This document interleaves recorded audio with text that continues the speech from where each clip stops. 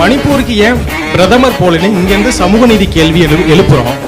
ஆனா இங்க இருக்க வேங்கை வயலுக்கு ஏன் முதல்வர் பேர் போகலன்னு சொல்லி இது சமூக அநீதி இல்லையா? இல்ல வேங்கை வயலுடைய டென்சிட்டியும் மணிப்பூர் டென்சிட்டி ஒண்ணு நினைக்கிறீங்களா? எல்லாமே அநீதி தானே சார்?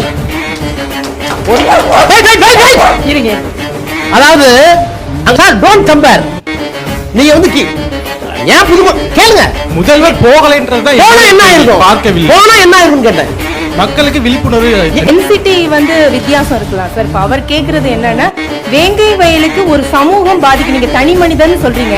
கூட்டணி கட்சியில திருமா அவர்களே இங்க வந்து விசாரணை நேர்மையா நடக்கல, எங்களுக்கு சிபிஐ வேணும்னு கேட்டாரு. ரெஃபர் பண்ணீங்க வாங்கிட்டீங்களா சார்? இன்ன வரைக்கும் உங்களால செஞ்சது யார் ஏன் மறைக்கணும்னு கேட்க முடியாதா?